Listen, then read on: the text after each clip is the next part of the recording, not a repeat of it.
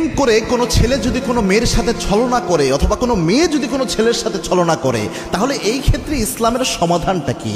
এই ক্ষেত্রে ইসলামের কোনো ইনস্ট্রাকশন রয়েছে কিনা অনেক যুবক যুবতী জানতে চায়। যদিও প্রেম জিনিসটা হারাম, যে বিফোর ম্যারিটাল রিলেশনশিপ, এটা তো হারাম একটি বিষয়। এটাও যদি কোনো যুবক করে, যে কোনো যুবতীর বিশ্বাসের সুযোগ নিয়ে মিথ্যা আশ্বাস দিয়ে বিশ্বাসঘাতকতা করে পরে তাকে ছেড়ে দিল, এটার জন্য কি কোনো আযাব হবে কিনা অনেক যুবকের প্রশ্ন। দেখেন সুস্পষ্ট কোরআন হাদিসে কয়েকটা জিনিস দেখেন, আল্লাহর ঘোষণা প্রথমত দেখেন, এরপরে আমি সমাধানের দিকে আসছি।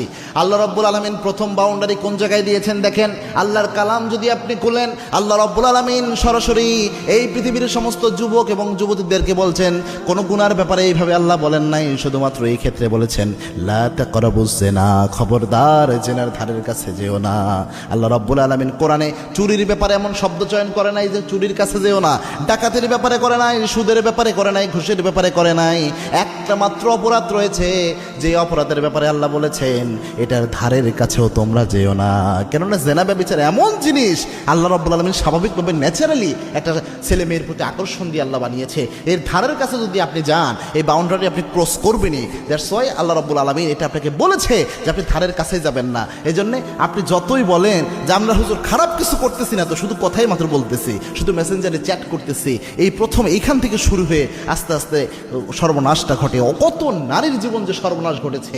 এখন কোনো পুরুষ যদি বিয়ের অঙ্গীকার করে কোনো নারীকে যে আমি তোমাকে বিয়ে করব, এই ওয়াদা দিয়ে এরপরে যদি কোনো নারীর সতীত্ব নষ্ট করে দেয়, এরকম কিছু করে যেই জিনিসটা তার ওই নারীর তার স্বামীর জন্য হক ছিল, এখন ওই নারীটা যদি এই ছেলেটার সাথে বিয়ে না হয়, ওই নারীটা যার সাথে বিয়ে হবে ওই ছেলেটা একটা হক থেকে বঞ্চিত হবে এবং ওই ছেলেটা ঠকে যাবে অনেক ক্ষেত্রে। আমার মনে হচ্ছে এরকম পর্যায়ে পর্যন্ত চলে গিয়েছে। এরকম অবস্থা যদি হয়, আর ওই যে ছেলেটা তার সতীত্ব নষ্ট করেছে মিথ্যা আশ্বাস দিয়ে, অবশ্যই এটার জন্য আল্লাহ কিয়ামতে ধরবেন।